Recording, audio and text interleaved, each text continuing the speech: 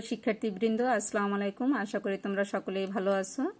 আমি শামিমা নাসরিন, প্রভাষক, পদার্থবিজ্ঞান বিভাগ, অমৃতলাল দে মহাবিদ্যালয়, বরিশাল কলেজের পক্ষ থেকে তোমাদেরকে সবাইকে অনলাইন ক্লাসে স্বাগতম জানাচ্ছি। আজ আমি পদার্থবিজ্ঞানের দ্বিতীয় পত্রে তাপগতিবিদ্যার চতুর্থ পর্ব নিয়ে হাজির হয়েছি। সেই চতুর্থ পর্বের যে সমস্ত জিনিস আমি সাজিয়েছি তা একটু দেখে নাও। তাপগতিবিদ্যার দ্বিতীয় সূত্র, প্রত্যাবর্তী অপ্রত্যাবর্তী প্রক্রিয়া, তাপ ইঞ্জিনের মূলনীতি এবং ইঞ্জিনের দক্ষতা সম্পর্কে তোমরা বিস্তারিত জানতে পারবে। সেক্ষেত্রে শুরুতে আসো তাপগতিবিদ্যার দ্বিতীয় সূত্র। তাপগতিবিদ্যার দ্বিতীয় সূত্র বলার আগে আমি গত ক্লাসে যে প্রথম সূত্র পড়িয়েছি আর আজকে দ্বিতীয় সূত্র শিখাবো। মূলত এই দুইটি সূত্রের ভিতরে বেসিক কি পার্থক্য রয়েছে বা কি বোঝাচ্ছে, তাৎপর্যটা কি সেটা আগে বলবো, তারপরে সূত্রের ভিতরে আসব। মূলত তাপগতিবিদ্যার প্রথম সূত্র থেকে আমরা জেনেছি যে প্রথম সূত্র প্রকৃতপক্ষে শক্তির নিত্যতা সূত্রেরই একটি বিশেষ রূপ, কিন্তু কোনো বস্তু থেকে শক্তির রূপান্তর কোন দিকে হবে বা আদৌ শক্তির রূপান্তর হবে কিনা এই সূত্র থেকে তা আমরা জানতে পারি না। এছাড়া এই সূত্র থেকে আমরা আরও একটা জিনিস জানি, সেটা হলো একটা বস্তু বা সিস্টেম যতটা তাপ হারাবে অপর সিস্টেম ঠিক সেই পরিমাণ তাপ গ্রহণ করবে, কিন্তু সেই তাপ কোন সিস্টেম পাবে বা হারাবে তা প্রথম সূত্র থেকে জানা যায় না। তাপ প্রবাহের দিক জানতে হলে সিস্টেমের দুটি তাপমাত্রা জানা একান্ত প্রয়োজন। তো আমরা সেক্ষেত্রে দুইটি সিস্টেম নিলাম। মনে করো একটি কক্ষ আর একটি হলো উত্তপ্ত একটা বস্তু। আমরা এই কক্ষে যদি উত্তপ্ত বস্তুটা আনি, তাহলে এই উত্তপ্ত বস্তুটা আপনা আপনি তাপ হারাবে, সেক্ষেত্রে কোনো যন্ত্রের দরকার হবে না। সেক্ষেত্রে আমরা ফাইনালি বলতে পারি তাপ সর্বদা উচ্চতর তাপমাত্রার বস্তু থেকে নিম্নতর তাপমাত্রার বস্তুর দিকে স্বাভাবিকভাবেই প্রবাহিত হবে, এর বিপরীত কখনো স্বতঃস্ফূর্তভাবে হবে না। অপরপক্ষে যদি আমরা ঠান্ডা একটা বস্তু আনি এই কক্ষে, তাহলে ঠান্ডা বস্তুটা আপনা আপনি কখনোই তোমার তাপ হারাবে না, এটা আমরা সবাই বুঝতে পারি। যদি হারাতে হয় তাহলে অবশ্যই যন্ত্রের দরকার। তাহলে আমরা বলতে পারি ঠান্ডা কোনো সিস্টেম থেকে তাপ আপনা আপনি বেরিয়ে গিয়ে অপর একটি উষ্ণ সিস্টেমে কখনই প্রবেশ করবে না। উষ্ণ সিস্টেমের চেয়ে শীতল সিস্টেমে তাপশক্তির পরিমাণ যদি বেশিও থাকে তাহলেও এমনটি হবে না, এটাই প্রকৃতির নিয়ম। প্রকৃতিতে শক্তির রূপান্তরের দিক নিয়ে এই যে অভিজ্ঞতা, তা থেকেই তাপগতিবিদ্যার দ্বিতীয় সূত্রের উদ্ভব। কোন শক্তি কোন দিকে বা কতখানি রূপান্তরিত হবে বা কি অবস্থায় সেটি হচ্ছে, তাই দ্বিতীয় সূত্রের প্রতিপাদ্য বিষয়। এই তাপশক্তির রূপান্তর নিয়ে বিভিন্ন বিজ্ঞানী যেমন কার্নো, ক্লোসিয়াস, কেলভিন, প্লাঙ্ক বিভিন্ন ধরনের পরীক্ষা নিরীক্ষা করে তারা নিজস্বভাবে বিবৃতি দিয়েছেন। এই বিবৃতিগুলোই তাপগতিবিদ্যার দ্বিতীয় সূত্র হিসাবে পরিচিত। সেক্ষেত্রে আমরা এখন দেখে নেব কোন বিজ্ঞানী কোন কথা বলেছেন। শুরুতেই কার্নো বলেছেন, কোনো নির্দিষ্ট পরিমাণ তাপশক্তিকে সম্পূর্ণরূপে যান্ত্রিক শক্তিতে রূপান্তরে সক্ষম এমন যন্ত্র নির্মাণ সম্ভব নয়। বিজ্ঞানী ক্লোসিয়াসের বক্তব্য, বাইরের শক্তির সাহায্য ছাড়া কোনো স্বয়ংক্রিয় যন্ত্রের পক্ষে নিম্ন উষ্ণতার বস্তু হতে উচ্চতর উষ্ণতার বস্তুতে তাপের স্থানান্তর সম্ভব নয়, যা আমরা বলছিলাম পিছনে। বিজ্ঞানী কেলভিনের বিবৃতি, কোনো বস্তুকে এর পরিপার্শ্বে শীতলতম অংশ থেকে অধিকতর শীতল করে শক্তির অবিরাম সরবরাহ পাওয়া সম্ভব নয়। বিজ্ঞানী প্লাঙ্কের বক্তব্য, এমন কোনো ইঞ্জিন তৈরি সম্ভব নয় যা বস্তু হতে তাপ নিয়ে অবিরাম কাজে পরিণত করবে অথচ পরিবেশের কোনো পরিবর্তন হবে না। তো এই ছিল আমাদের দ্বিতীয় সূত্র। আশা করি তোমরা সূত্রটি বুঝতে পেরেছ। এবার আসো প্রত্যাবর্তী এবং অপ্রত্যাবর্তী প্রক্রিয়া। মূলত কোনো সিস্টেম যখন এক অবস্থা থেকে অন্য অবস্থায় পরিবর্তিত হয়, তখন অবস্থার এই পরিবর্তন দুইভাবে সংগঠিত হতে পারে। একটা হলো তোমার প্রত্যাবর্তী প্রক্রিয়া আর একটা হলো অপ্রত্যাবর্তী প্রক্রিয়া। তা প্রত্যাবর্তী প্রক্রিয়াটা কি আমরা একটু জেনে নিই।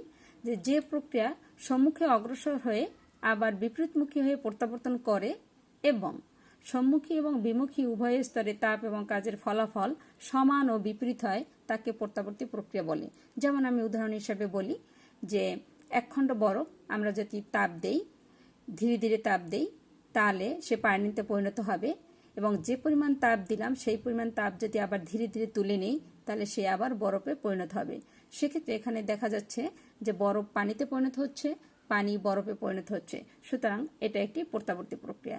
এছাড়া স্থিতিস্থাপক সীমার ভিতরে আমরা স্প্রিংকে সংকোচন প্রসারণ করলেও এটা প্রত্যাবর্তী প্রক্রিয়া হবে।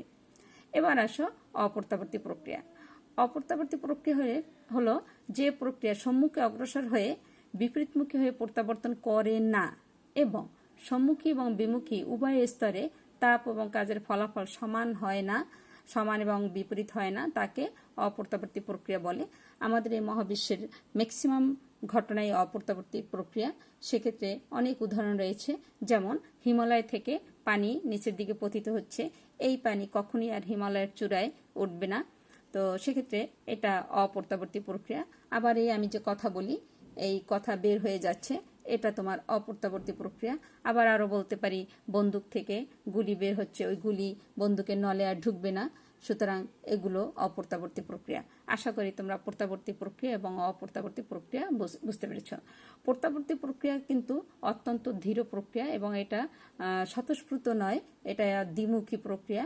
আর অপ্রত্যাবর্তী প্রক্রিয়া অত্যন্ত দ্রুত প্রক্রিয়া এবং এটা স্বতঃস্ফূর্ত প্রক্রিয়া এবং এটা একমুখী প্রক্রিয়া। এ ধরনের বিভিন্ন ধরনের বৈশিষ্ট্য রয়েছে তোমার প্রত্যাবর্তী এবং অপ্রত্যাবর্তী প্রক্রিয়া। আমরা এখান থেকে একটু দেখে নেব যে দুইটার ভিতরে কি কি পার্থক্য রয়েছে, তোমরা এখান থেকে দেখে নেবে। এবার আসো তোমার তাপ ইঞ্জিন। মূলত তাপ শক্তিকে কাজে পরিণত করার জন্য প্রয়োজন একটা যান্ত্রিক ব্যবস্থার। এই যান্ত্রিক ব্যবস্থাই তাপীয় ইঞ্জিন বা তাপ ইঞ্জিন। কি বললাম? তাপ শক্তিকে কাজে পরিণত করার জন্য প্রয়োজন একটা যান্ত্রিক ব্যবস্থা, এই যান্ত্রিক ব্যবস্থাই তাপীয় ইঞ্জিন বা তাপ ইঞ্জিন।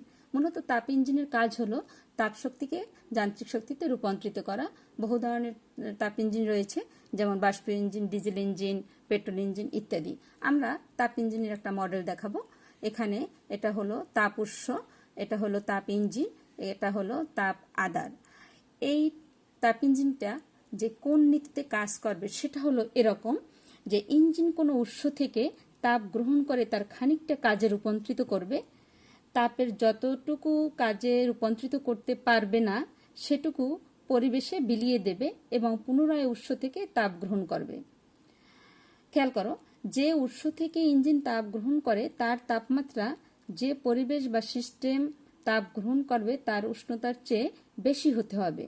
অর্থাৎ ইঞ্জিনটি উচ্চতর তাপমাত্রার কোনো উৎস থেকে তাপ গ্রহণ করবে এবং নিম্নতর তাপমাত্রার কোনো স্থানে বা তাপ আধারে সেটা ছেড়ে দিয়ে সে পূর্বের অবস্থায় ফিরে আসবে। এভাবেই মূলত চক্রাকারে সে কাজ করতে থাকবে। এখানে আমরা দেখি যেখানে তাপ উৎস বলা আছে T1 গ্রেটার দ্যান T2, এখানে উৎসের তাপমাত্রা বেশি। এই উৎসের তাপমাত্রা T1 থেকে ইঞ্জিনটি Q1 তাপ গ্রহণ করে এখানে কাজ করবে। এই কাজ করে বাকি যেটা থাকবে সেটা এই Q2 সে সিঙ্কে বা তাপ আধারে ছেড়ে দেবে। তাহলে আমাদের হাতে থাকলো কি, Q1 ইঞ্জিনে ঢুকলো, সেটা কাজ করে Q2 ছেড়ে দিল, তাহলে আমাদের প্রাপ্তি থাকবে Q1 মাইনাস Q2। এটাই মূলত আমাদের কৃতকাজ। এখানে Q1 হলো ইনপুট, আর এই যে Q2 বেরিয়ে যাচ্ছে এর মানে কিন্তু এটা আউটপুট নয়। আউটপুট হচ্ছে আমরা কি পাচ্ছি, এখানে আমরা মূলত পাচ্ছি Q1 মাইনাস Q2। Q1 গ্রহণ করলো, Q2 ফেলে দিল, ছেড়ে দিল। সেক্ষেত্রে এটুকু বাদ দিলে আমাদের থাকে হলো W = Q1 মাইনাস Q2। সুতরাং এইটাই আমাদের আউটপুট। তাহলে তাপ ইঞ্জিনের কৃতকাজের রাশিমালা হয়েছে W হলো Q1 মাইনাস Q2। এই সূত্রের সাহায্যে আমরা অঙ্ক করতে পারবো। আর এখানে এই তাপের প্রবাহ চলে Q1 থেকে T1 থেকে T2-তে, Q1 গ্রহণ করে Q2 এখানে ছেড়ে দেয়, তাপের প্রবাহটা এখান থেকে চলতে থাকে। এই প্রবাহ যদি না চলে তাহলে আমরা কোনো কাজ পাবো না। তাই গেল আমাদের তাপ ইঞ্জিন কিভাবে কাজ করে এবং কি আমরা কাজ পেতে পারি তা আমরা জানলাম। এবার আসো তাপ ইঞ্জিনের দক্ষতা।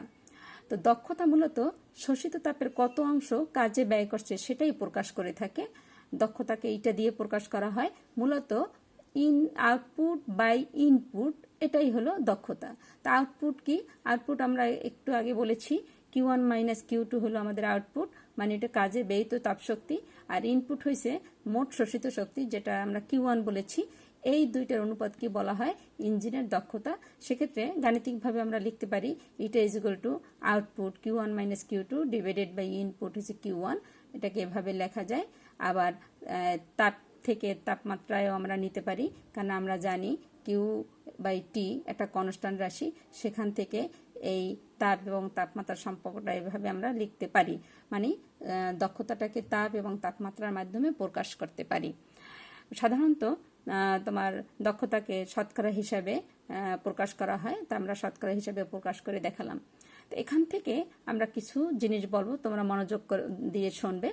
যে দুটি নির্দিষ্ট তাপমাত্রায় যে কোনো তাপ ইঞ্জিনের দক্ষতা তোমার সেম থাকবে, কারণ T1 এবং T2 যদি নির্দিষ্ট থাকে তাহলে যে যন্ত্রই হোক না কেন তাদের দক্ষতা তোমার সেম থাকবে। এখান থেকে আমরা আরও একটা কথা বলতে পারি যে ইঞ্জিনের দক্ষতা কখনো এক হতে পারে কিনা। ইঞ্জিনের দক্ষতা এক হতে হলে এই Q2 তোমার 0 হতে হবে। Q2 0 হলে ফলাফল 1 আসবে। তো Q2 যদি 0 হয়, আমরা পিছনের ছবিতে দেখিয়েছি যে প্রবাহটা তাহলে চলবে না। Q2 না ছাড়লে প্রবাহ চলবে না, প্রবাহ না চললে ওখানে কোনো কাজ পাওয়া যাবে না, এবং এটা সম্ভব নয় যে আমরা কাজ করবো অথচ কোনো অপচয় হবে না, এরকম যন্ত্র বানানো তোমার সম্ভব নয়। সুতরাং দক্ষতা এক হওয়া সম্ভব নয়। সেটা যদি শতকরা হিসেবে বলি তাহলে 100% হওয়া সম্ভব না। এটা আমাদের অনুধাবনের প্রশ্ন, আমরা এই সূত্রের মাধ্যমে এই অনুধাবনের প্রশ্নটা আমরা দিতে পারবো। তা আমরা আজকে কি শিখলাম? আমরা শুরুতে শিখলাম তাপগতিবিদ্যার দ্বিতীয় সূত্র, তারপরে প্রত্যাবর্তী অপ্রত্যাবর্তী প্রক্রিয়া, তারপরে হলো তোমার তাপ ইঞ্জিনের মূলনীতি শিখলাম, কৃতকাজ শিখলাম, এর পরবর্তীতে তাপ ইঞ্জিনের দক্ষতা শিখলাম। আশা করি তোমরা সব বুঝতে পেরেছ। তো এই আলোকে আমি তোমাদেরকে ছোট্ট একটি বাড়ির কাজ দিলাম, তোমরা এটা ভালো মতো করবে এবং ভিডিওটি ভালোভাবে দেখবে মনোযোগ সহকারে। আজকে এ পর্যন্তই। তোমাদের সকলকে ধন্যবাদ। সবাই তোমরা ভালো থেকো, সুস্থ থেকো। আল্লাহ হাফেজ। আসসালামু আলাইকুম।